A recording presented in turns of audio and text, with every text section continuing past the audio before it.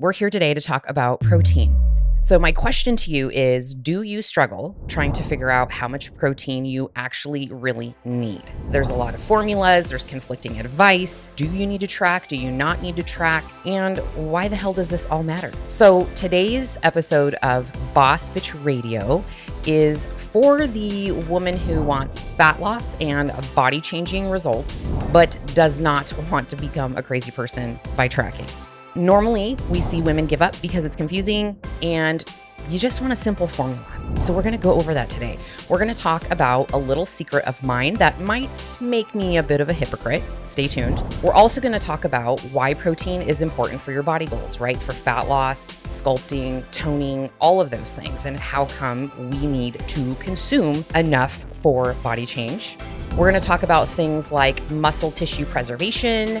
The reason why I'm a huge fan is because it is satiating, so it's slower to digest, meaning you stay fuller longer, and that it is also the building block for creating that sexy muscle that most of y'all are here to listen about. I'm also going to go over why all protein sources are not created equal, and this is a hot topic and one that I get asked about quite frequently. Then we'll go over how much protein does one really need based off of your goals. I'll give you some examples of what to eat in a day to hit about 150 grams of protein. So I'm going to give you a rough idea. And then we're going to cover one of my favorite myths ever. Can we turn fat into muscle?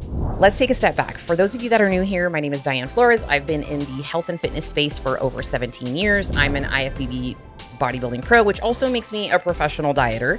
And I'm a personal trainer, I'm a health coach, and I have been tracking macros and calories for a very long time.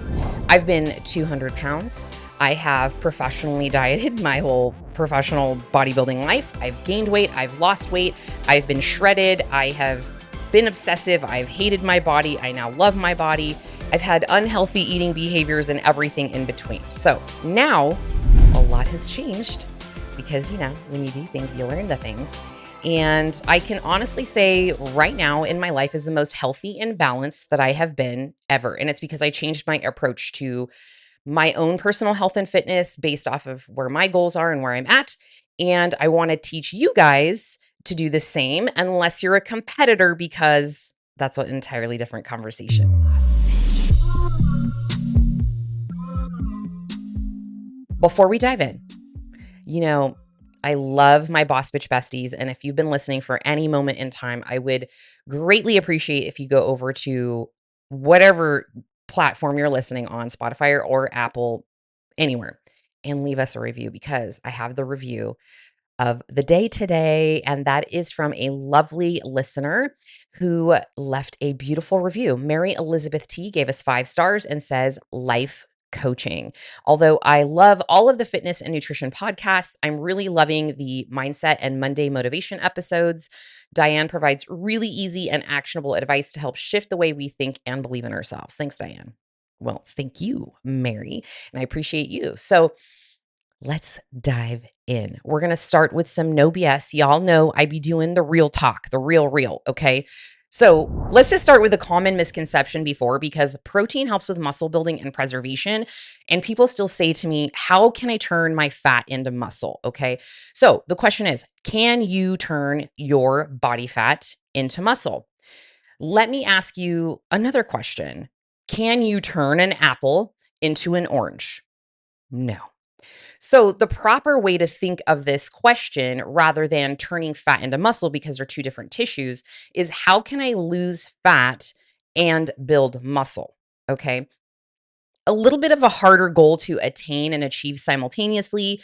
And if you've listened to me for any stretch of time, you know that I talk exhaustively about pick a horse and ride it. Like if you're in a fat loss phase, do that for a bit. If you're in a muscle building phase or maintenance phase, do that. But it's a little challenging to do both. Actually, it's a lot challenging to do both, especially if you've been lifting for any period of time that's longer than a year consistently. Okay. You kind of surpass those newbie gains where a lot of times people in the beginning, they start weight training, and then the combination of their training and their nutrition, they start to morph and do what people think as turn their fat into muscle, which they just drop fat and they build muscle. And so their body takes a different shape. Okay.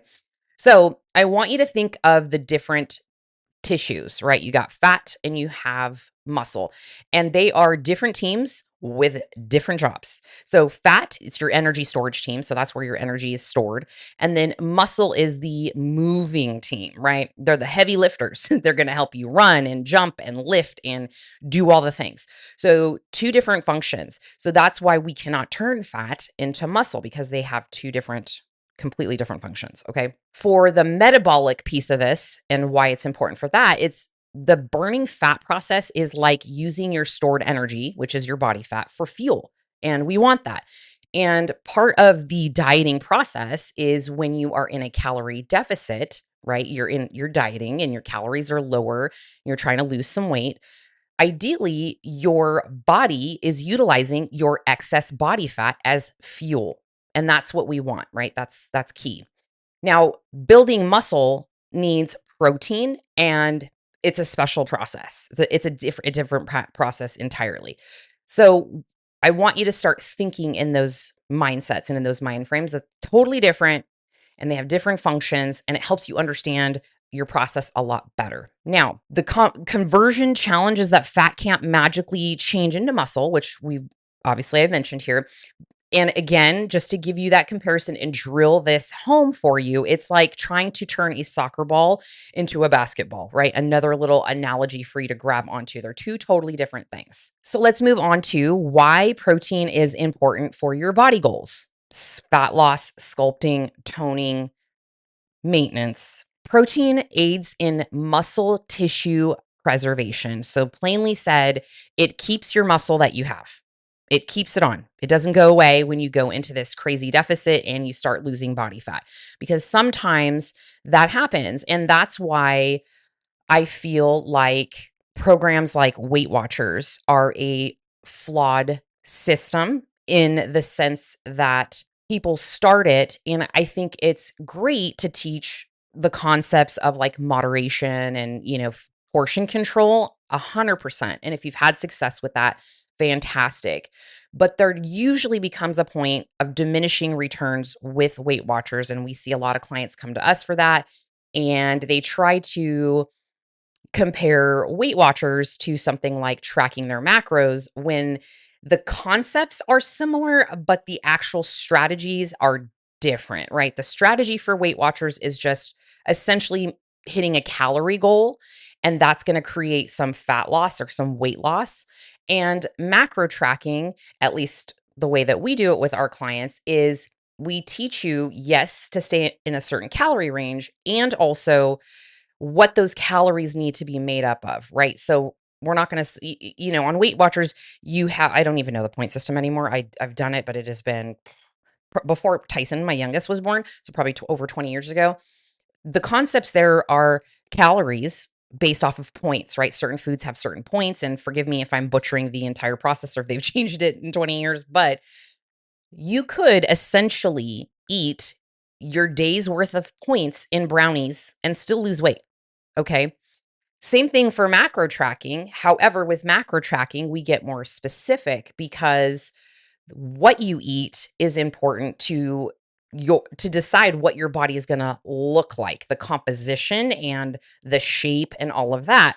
So, while the Weight Watchers people may be able to eat all their points worth in brownies and still lose weight, when they get to their goal weight, they're just going to be a smaller version of their bigger selves, an AKA skinny fat, unless they are doing some kind of exercise. But at that, they're getting such trace amounts of protein if their diet is a brownie diet that they're probably not going to have much shape change other than just being like a smaller version. So imagine there's like this theory called like the paper towel theory. And that's how we have to really think about fat loss is like women want it just like this drastic thing, right? And they want to look in the mirror and just be like, okay, now I have flat abs or a six pack. And you have to think of fat loss as like a paper towel, right? When you use one, the roll shrinks and it shrinks and it shrinks. And eventually you come down to the center of the paper towel roll. And with Weight Watchers, it's kind of the same principle. You'll just be a smaller version of that paper towel. Okay. That paper towel roll. With macro tracking and being a little more precise with what those points or calories come from, and you pair that with weight training, that's like a recipe. It's like a rocket fuel, those two, for body shape change. Okay. So with that, you have to think of protein is that baseline for muscle shape change and training together, right? And even if you don't do training and you're just like a Weight Watchers person or you're a macro tracker or whatever, you're going to be able to preserve what muscle you do have. So let's say you're just like, I can't get in the gym, I can't do the things, but you keep your protein consumption up.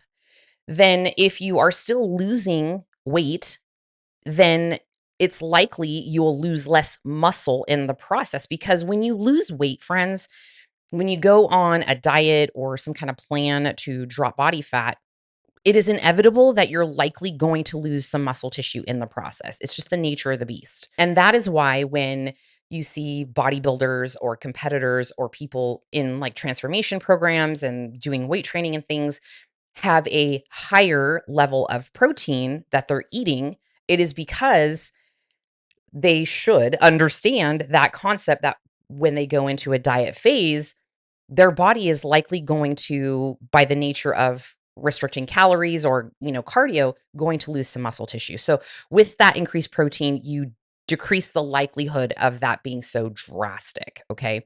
I mean, there's plenty of other factors too, but this is just like a baseline insurance. Okay. Now, the other reason why protein is important for your body goals is because it is slower to digest. Okay. It takes a lot longer. Just think of a lean piece of chicken breast and then think of, a rice cake, right? Which one do you think is going to keep you fuller longer and is going to take a little bit longer for your body to digest? It's going to be the protein. So when you're in a diet phase, and let's say you're in the Weight Watchers camp and you're just trying to fill with points and you don't really care where those points come from, what foods, this is why it's more likely that you're going to struggle with that piece of your dieting strategy being just a point system and calories.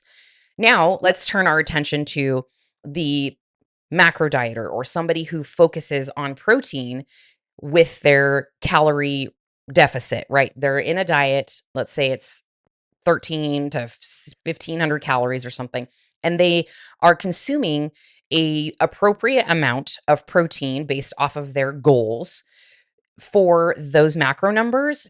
They're likely going to be able to adhere to that diet on a satisfying like fullness scale more than the Weight Watchers camp. So if they take the two of them and you feed the Weight Watchers people just a bunch of carbs, but they're hitting their calories, and you feed the macro people a bunch of protein, but they're still eating carbs and fats, mind you, with the same calorie goals, I can bet that the macro trackers are likely going to have an easier time sticking to it from a hunger perspective than the Weight Watchers folks. Okay. So it's slower to digest. Okay. Then we have the obvious, which I've been mentioning throughout the podcast already, which it is the building block of creating muscle. So protein is not just to keep you fuller and all these things. It also is the building block. It's what muscles are essentially made of, right? Obviously, it's not just that, but that is a big piece of that component. Now, let's go into why not all protein needs are the same for everyone. Now, if I've lost you and you're multitasking, please come back to me because this is super important. Do not try to eat like a competitor if you are not competing. Repeat after me. I am not going to eat like a competitor if I'm not competing. It is usually for the average woman who is just interested in shaping up and toning up and sort of changing the shape of their body. It is likely way too much protein, and it's going to be an unattainable goal of protein to reach every day. Competitors, like I mentioned, are in an extremely different case of their own when it comes to their diets and more specifically their protein needs. Now, it's not to say that it's bad for you to try to consume as much protein as a competitor per se, but it is going to pose a challenge if you are not used to consuming that much protein. So I'm going to give you some loose, very loose rules of thumb, because we're all individual snowflakes. And I cannot tell you for certain because I don't know your specific goals, your history, your dieting experience, and all of those things. So those things matter. However, a good rule of thumb for women in general is going to be kind of a broad range. And then I'm going to tease it out a little bit more for you. So, a rule of thumb is to take your current scale weight and multiply it by a range of numbers. So, it can be from zero point 0.6 all the way up to 1.25. Okay. So you'll take your current body weight, multiply it by zero point 0.6. Whatever that number is going to be the grams of protein that you're going to try to stick to. Okay. Now, going into when it should move up higher, right? When should you be at that 1.25 grams of protein? Well, your protein consumption can be less if you are less active. So if you are not weight training, or maybe you weight train once a week, and or you are maybe over 200 pounds, I'm just kind of giving a loose number there, you would probably be best suited to move on the lower end of that spectrum, right? The zero point 0.6 math equation times your body weight. Okay. It is incredibly discouraging if you are 200 pounds and you try to adhere to this old bro sciency 1 gram per pound of body weight, which is a nice loose average, but it is very discouraging for women who have never really focused on protein. So if you're 200 pounds, you're going to have to eat 200 grams of protein. If you're 250, if you're 220, right? And you can see, obviously, the more that you weigh, the higher that number is going to get. And your full time job is going to be eating protein. Okay. So I don't want that for you.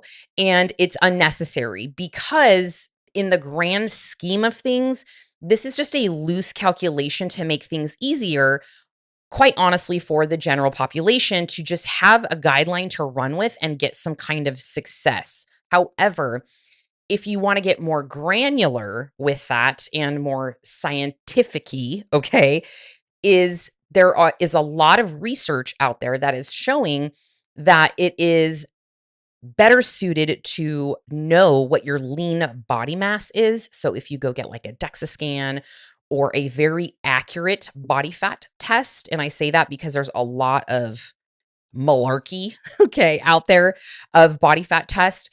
But if you know what your lean body tissue is, then you can use that as more of an accurate baseline of how much muscle tissue you have.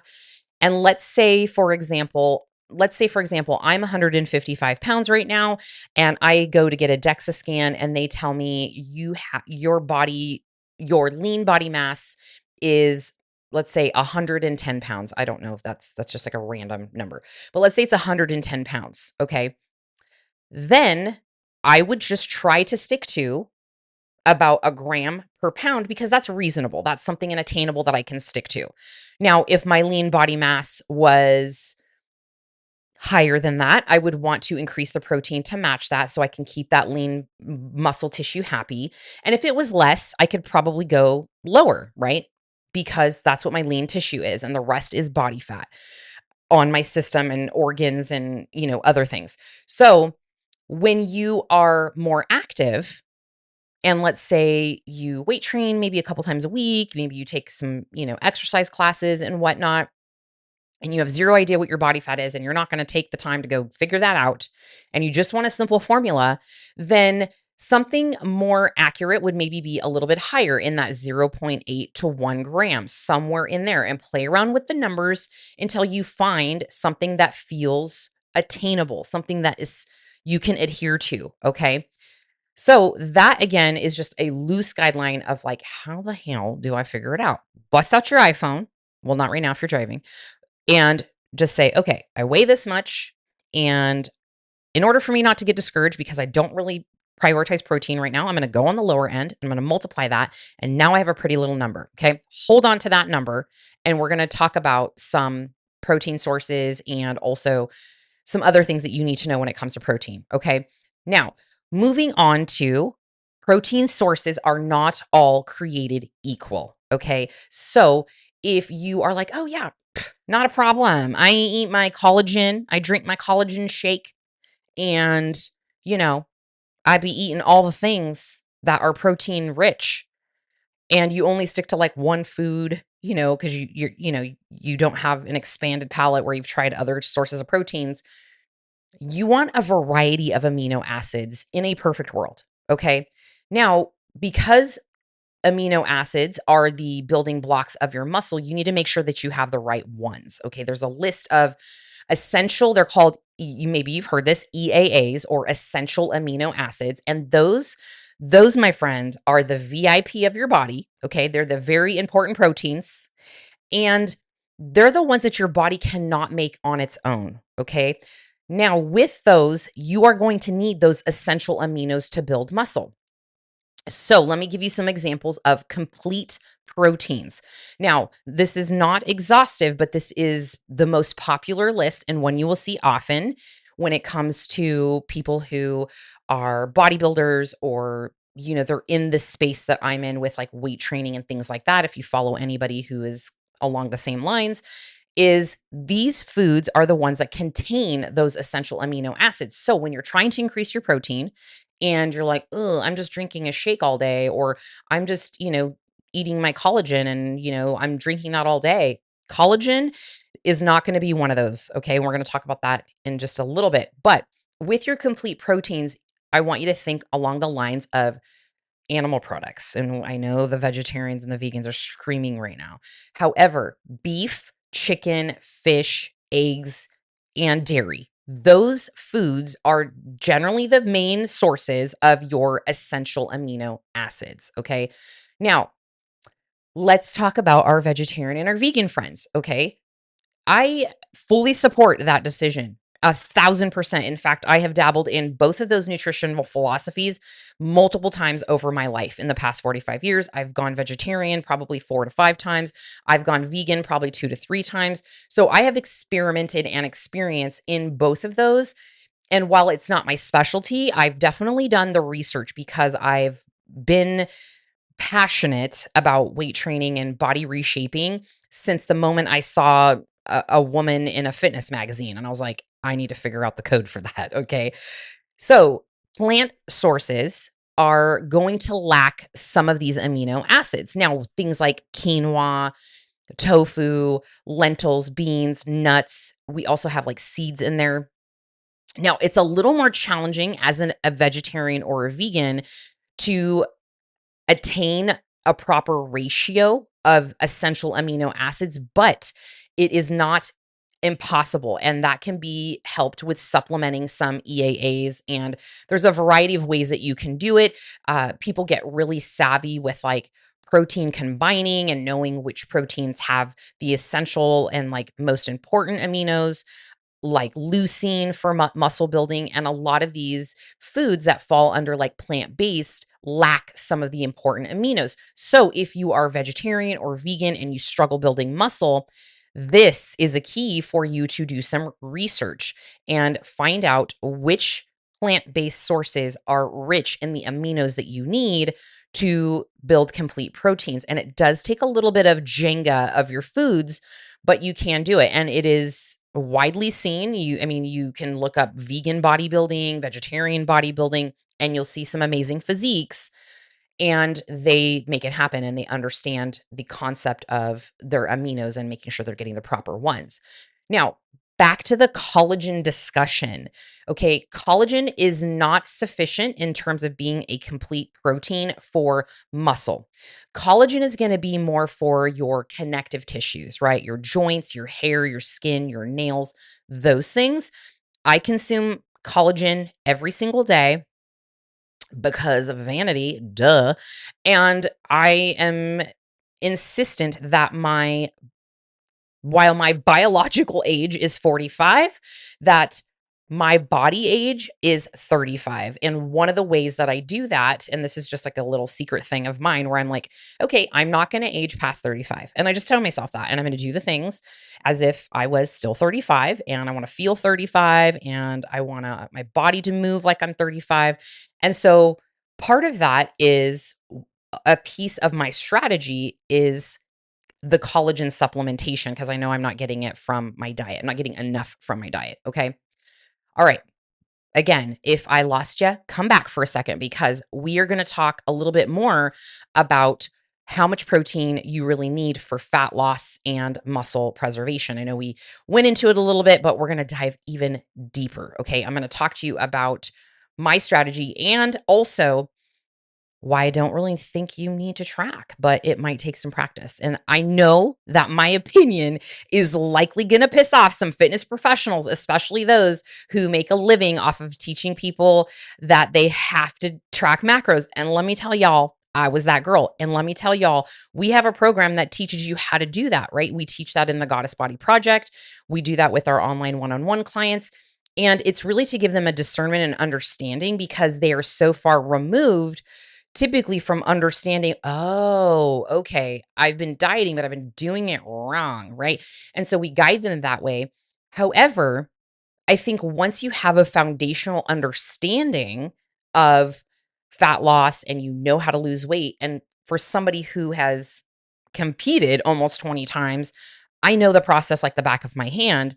And while all no two preps, no two competition preps are ever the same, the process is still the same. Sometimes my body just doesn't respond, right? Just depending on what is happening hormonally and, external factors sometimes.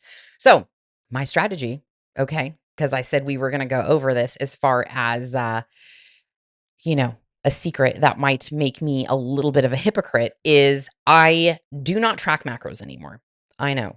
I know. Record scratch. I focus solely on protein as my priority. Okay. Now, I know I can get my other macros with no problem. I can get carbs with no problem. Okay. They're the most delicious macro and fat. We're going to talk about how I target that. Okay. As far as all my macros go. Now, I eat intuitively, and I use air quotes with intuitively because by definition, it likely isn't intuitive if you know of anybody who teaches this modality of eating and nutrition intuitively versus what I do is there's differences. But intuitively to me means that I'm not consuming my thoughts with food anymore and obsession and numbers and oh shit, I got to track that. And oh my gosh, what did I eat today? And let me figure that out. It is a process of being incredibly mindful, understanding my hunger cues like, am I hungry? Am I bored? And asking myself questions. I talk to myself all day, y'all. I spend all day by myself. Okay, now that I'm an empty nester. So there's a lot of conversations going on with boss bitch to boss bitch. Okay. So here is my structure. Okay. This will work for you if you follow it. But again, like most things, it's so simple that people are just like, it can't be that easy, right? It's simple. But again, for some people, it's not going to be easy because they have not had the experience of doing all the dumb shit. Or maybe you do have experience of doing all the dumb shit, all the crazy diets and this and that, and the cabbage soup diet and Atkins and keto and blah, blah, blah, blah, right? All the things. And you're just convinced that it cannot be that easy. You have to track. It has to be hard. You can't have results unless you're fucking suffering, right? Hey, that's the first fuck word of the podcast. I am so, but like, applause, please. Applause, Clint. Let's get a little bit of applause. I'm getting better, We're just using it to like accent some important points because, friends, we just got to stop overcomplicating shit. We got to stop overcomplicating it. Now, got a little bit gospel-y in here. Let me drink some water. Okay, my strategy, protein with every meal. I'm going to run through some examples. Breakfast, I don't always stick to the same thing, but it's usually some kind of eggs or maybe it's a Greek yogurt bowl. Okay. Snack, I'm usually working through the day. I don't have time. I'm not trying to be a bodybuilder. I'm not trying to eat 6 small meals a day, right? That served its purpose. That's not my goals anymore. My goals is just to hit enough protein and cover my bases there. And so it will usually be a protein shake or a protein bar. It's easy. It gets me through lunch or sometimes past lunch and then on to meal number 3, right? Number 1 is breakfast. Number 2 is a snack. We just call it a meal. And number 3 is usually going to be my lunch. And it's going to be usually either ground turkey, ground beef, shredded chicken, grilled chicken, maybe some other kind of fish or something that I might have cooked, like a white fish of some kind, and I'll make some kind of, fish and rice bowl or whatever. We're not going to talk about the carbs just yet. Okay. And then another snack might be either a protein shake or a bar, depending on what I had for my earlier snack. If I had a shake, then I'll have a bar. If I had a bar, then I'll have a shake, right? I know myself, and I know that as the day gets longer, right, and I get more into the day, my brain power becomes less powerful. Okay. And I'm not going to try to have to make many decisions because I'll usually make poor ones. And this is most people if you don't have things planned out. So with me, towards the middle of the day, like before we get into the dinner piece of things, I will usually want a little something sweet because my brain's crashing and all the things. And so that will generally, for me, I like eating a protein bar. So that will be meal 4, if we're going to call these meals. Okay. Then for dinner, I will usually have some rendition of what I had for lunch in some different manner, right? Ground turkey breast, ground chicken breast, grilled chicken breast, shredded chicken breast, ground beef, ground bison, something, or fish, something like that for dinner, paired with, a carb or something like that. That's it. Protein at every meal. I don't measure it. I don't weigh it. I don't obsess over it. For example, I grabbed some meal prep from a local company here, and shout out to Fit Meals in Dublin. I went in and they have like a kind of like Subway style pick your own, make your own meals, right? Very great choices, lots of options, seafood, beef, all the things, right? Can't go wrong. And they had a ground turkey there. And for my entire bodybuilding life, and honestly, still now, most of the time I gravitate towards completely like 96 to 99% lean, fat free meats. Okay. Chicken breast, turkey breast, and those things. I asked the gentleman because it doesn't say, and me being who I am, I just wanted to know before I made my decisions what content of fat was in that. And he said, well, it's 85% fat, which is high for me. I won't generally purchase meats with that high of fat because I would rather get my fat from other sources that are not animal fats. And that's an entirely different podcast, but that's one of the main reasons. And obviously, the calorie content is higher and things like that. But for me personally, yes, that's a concern, but the most important concern for me is health and longevity and living like I'm a 35-year-old. So I don't want to corrode my arteries with a bunch of animal fats. Okay. So what I will tend to do is do really, really lean sources of protein. And then I will get my fats from other sources like plant-based sources and omegas and things like that. Okay. So he says to me, back to the story, it's 85% meat, but he knows that I was a competitor and I'm a bodybuilder. And he says, however, when we cook it, we spray the pan. We don't put any oils. We cook it down, we drain it, and then we press all of the fat out. Okay. I'm down with that. I'm not going to be neurotic about it. It's going to be fine. All right. And then the other meals I got didn't get all turkey meals. So there was a lot of other lean proteins. Not a big deal. I'm not going to stress on that. Okay. So that's how I structure my protein. Super easy. I encourage you, if you are doing nothing or you did a diet and you said, this sucks, I hate it, I can't stick to it, it's too strict, try my method. What's the worst thing that's going to happen? And then let me know how it goes. Check back with me in 3 months. Okay. My other strategy, and this, I know this isn't related to protein, but I'm just going to give you how my intuitive approach goes. And we talked about this in a recent episode of Boobies, Bodybuilding, and Bullshit, where Amanda and I really just teased all of that out. She loves the macro approach. I'm sticking to the intuitive approach. And one of the other things I do is I allow myself, I'm a grown ass adult, but I stick to 2 drinks per week. Okay. Holidays, that wasn't what I was sticking to. We were having some fun. And honestly, I don't feel any guilt about that. A lot of it was celebrations and all those things. And I knew that's not how I operate all the time.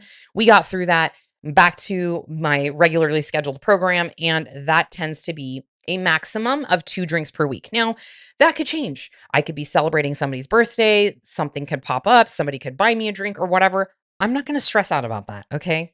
It's fine. I'll figure it out somewhere else and it's not going to break the bank. Now, my other approach is that I do a moderate carb approach. So the other day on my stories, I mentioned essentially my loose strategy for eating is it's the 3M strategy. It is mainly protein, it is moderate carbs, and minimal dietary fat. So when it comes to moderate carbs, that's just what I do. I eyeball it. I don't weigh anything. I don't do any of that. But one of my sort of rules is that most of my carbs, I'd say like 80% of them, maybe 90 some days, it just fluctuates, come from whole food sources: rice, brown rice, tortillas, like Ezekiel bread, potatoes, things like that. Okay. And then if I want to have something fun, like I'll have some crackers or rice cakes or whatever, then it's maybe like one meal of my day, and then I know the other meals are a little more responsible, okay? And then healthy fats, like I mentioned earlier, all of my proteins are generally extra lean protein, and then my healthy fats come from coconut oil right now, so I'm on a coconut oil kick. I spread it on my bread in the morning with my eggs and a little bit of sea salt or Himalayan salt. Amazing, delicious. I'll make a breakfast sandwich. It's beautiful, tasty. Coconut oil, okay?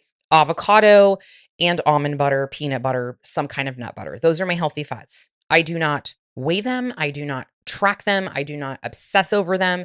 And I can finally be in the presence of peanut butter without it being a toxic relationship. Okay. And those of you that have competed, I know you be knowing what I'm talking about. Okay. So I just don't do cheese. That was kind of my thing when I started the Goddess Body Project with our clients this season. Is I'm not a cheese. I started eating cheese probably the last 6 months of the year. And that's just something I was like, oh, that sounds good, whatever, no big deal.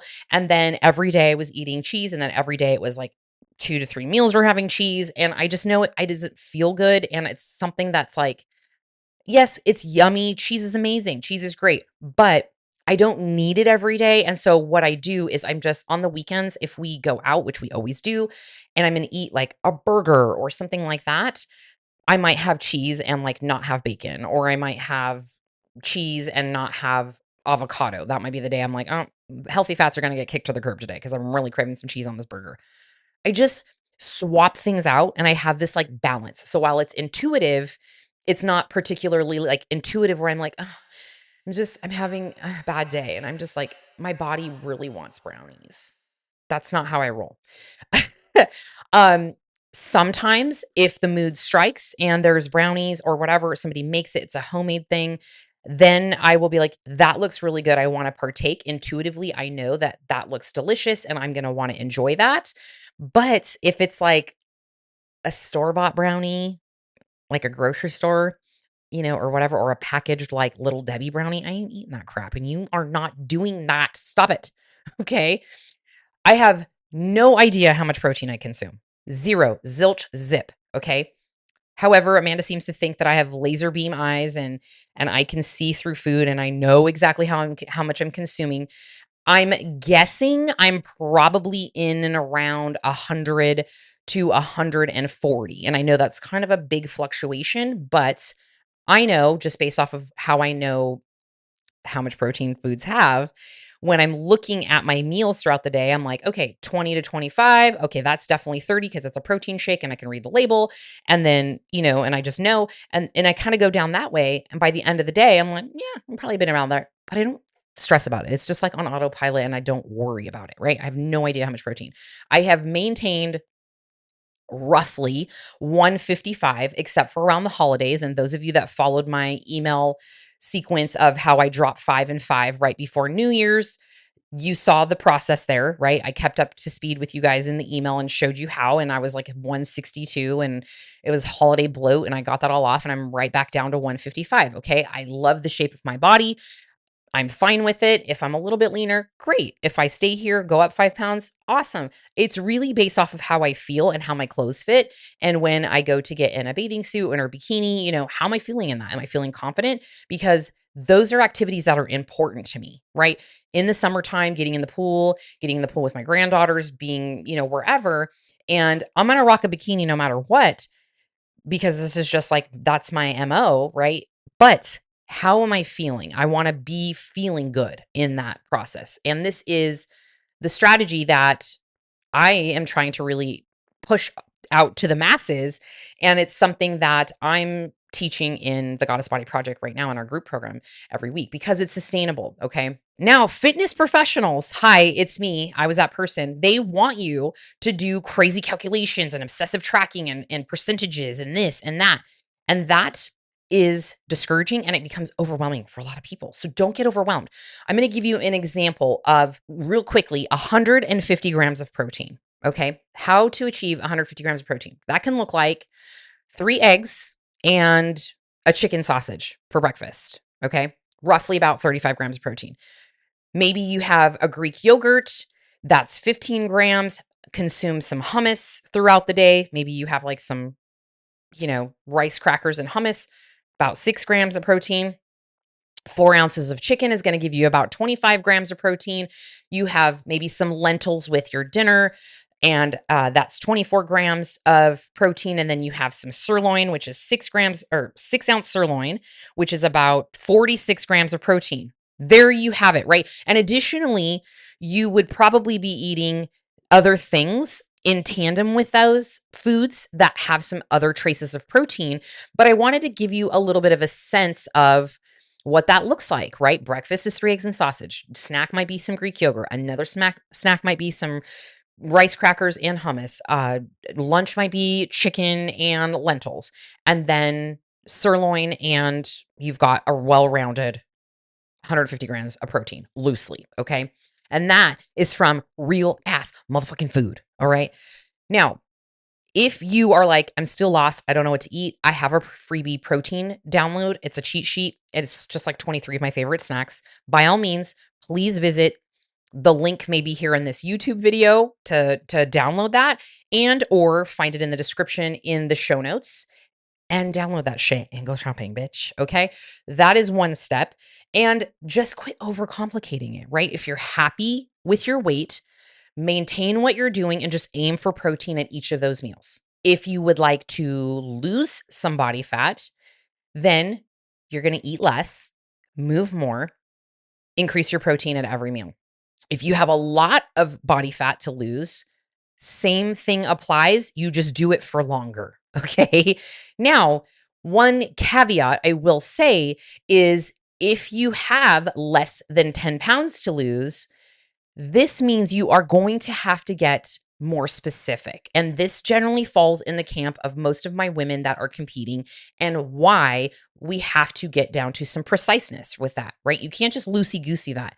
I mean, you can, but it's probably not going to work if you're eyeballing and you have no idea and you're just kind of throwing spaghetti at the wall. All right. You are going to have to be more specific. And that's going to be, again, competitors. They don't have a whole lot of wiggle room for error, and you are going to need preciseness. And, or if you have some crazy body goal where you're like, I want to be as most shredded as I can for this like photo shoot or whatever, which secrets, that's not always the best look. Okay. Take it from somebody who has been peeled, shredded, diced, and looks like an anatomy chart when she's weeks out from a show. Looking back at some of those photos, it's cool for what it is, but it's not the sexiest. Okay. At least in my opinion. If you think it's sexy, you go on, girl, get it with your bad self. But the other thing you can do is, honestly, with this knowledge of protein and prioritizing that, is just moving more, right? Moving more in general. Increase your NEAT. That's what I do. I don't live on a cardio machine anymore, and I'll do cardio a few times per week, but I'm not killing myself, 6 days a week for 45 minutes and doing things like that like I would when I was competing. Right now, it's 3 to maybe 4 days of cardio, and also trying to hit 8,000 steps. That's my goal for January. I'm just trying to consistently hit 8,000 steps and or get to the gym and get some movement in, okay? Just get your non-exercise movement up, go for walks, park farther away, take the stairs, those types of things. Those are all things that I try to implement daily when I'm out and about in normal life, instead of being, no offense, but lazy unless you have a medical condition that warrants you needing to park closer to the store or take an elevator. Fucking park away, bitch. Like, park your shit far away. You're going to avoid door dings and you'll get some extra steps in. And it's just another way to add non exercise machine movement into your day. And let me tell you that stuff stacks up. Okay. So there you have it. As we move into the wrap up though, here, I want to leave you with two things to think about. Now, first, you have to make this process your own. Okay. So remember, I told you I don't track anymore. So you have to make this process your own. My method might not work for you, but I want to give you a little bit of a foundation to start thinking about what you feel like you can execute. Okay. And then second, you have to be very, very clear on your goals. Is your goal fat loss? Is your goal muscle gain? Is your goal competing, right? Those things are going to dictate how much protein you really need. All right. And then secondly, this is a process, beautiful friend, my boss bitch bestie who just wants those results yesterday. Okay. It feels very awkward in the beginning when you start doing this. It can also feel a little bit overwhelming, which is understandable because this is new, something you've never done. Just like anything you do for the first few times, sometimes few weeks, you're gonna have resistance about it, right? It's gonna just feel like, ugh, this is too much, this is too hard. I'm having to think too much. But that initial upfront thinking of like, okay, what do I need to stock my fridge with? How many meals am I going to eat? And those kinds of things, and just get that blueprint down. It just moves into autopilot. And now it is like brushing my teeth right now. I know how to brush my teeth. I get the toothbrush out, I get the toothpaste, I squeeze it on there, I brush my teeth until the toothbrush stops vibrating. Okay. That's how it becomes, right? It becomes like you buy the groceries, you cook them, you bulk cook your proteins, you make sure you got some protein powder, you got some protein bars on hand. And then when it's time to eat, you just go figure out what you want to eat for the day. It's really that easy. And you just make it happen, right? And be resourceful. There are tons of resources at your fingertips to learn how to cook a certain protein, right? Yesterday, I wanted to do chicken breast a totally different way. And I'm like, Pinterest, help me out here, sister. So I pull up Pinterest and I'm like, I have a cast iron skillet. And I'm like, I remember that I've cooked chicken breast on the cast iron skillet and it was delicious. Let me pull that up because I don't remember and I'm going to totally fuck it up. Okay. Even though I've cooked chicken breast 10,000 times in my life. Pinterest recipe, you got the cast iron skillet, put some oil in there. I'd use my coconut oil, slap those chicken breasts in there. Do not touch them for 5 to 7 minutes. Make sure they're dry before you stick them in the oil, pat them down, season them, all that, plop them in the oil, then flip them over after 5 to 7 minutes and do not touch them for another 5 to 7 minutes. And then you just put them in that cast iron skillet into the oven for 8 to 10 minutes on 350 degrees. Voila. The most delicious chicken breast you'll ever have in your life. You need to go DM me and thank me when you try that. Okay. So find some things that you love, rotate them out, and it'll become automatic. Like I said, with the meals and the snacks, same concept. Find a protein powder that you enjoy. There's a list of resources in the notes as well, as far as the protein powders and protein bars that I enjoy. Maybe try those on unless you have one that you already enjoy. And know that it's going to feel like a chore at first, and then it just becomes how you eat. And then it's like, oh, okay. Yeah, I know that I just have these things and, I have these lower calorie condiments if I need a sauce, and we just make it happen. So how was this episode? Did you enjoy it? Was it good? Was it good? Well, I love sharing these types of tips and tricks with you guys because I think there's a lot of information out there that is way too high level that is not necessary for most people who just have the goal of like, I want to get in shape. I want to lose some fat. I'm over 40. I just want to get my body back. I want to fit in my clothes in the closet. I want to not hate looking at pictures of myself when I see them, just all of those things. Like, don't try to go to a level of a competitive IFBB pro who is contest dieting and eat their diet. Find something more manageable and take the baby steps. And if you want to get to that goal, great. But this is where you got to start. You got to lay down the foundation. Okay. Again, if you need a resource, I've got that freebie download of the protein cheat sheet in the description. Make sure to check that out, download it, and get to shopping. And I cannot wait to come back next week and talk to you again. Okay. Bye for now.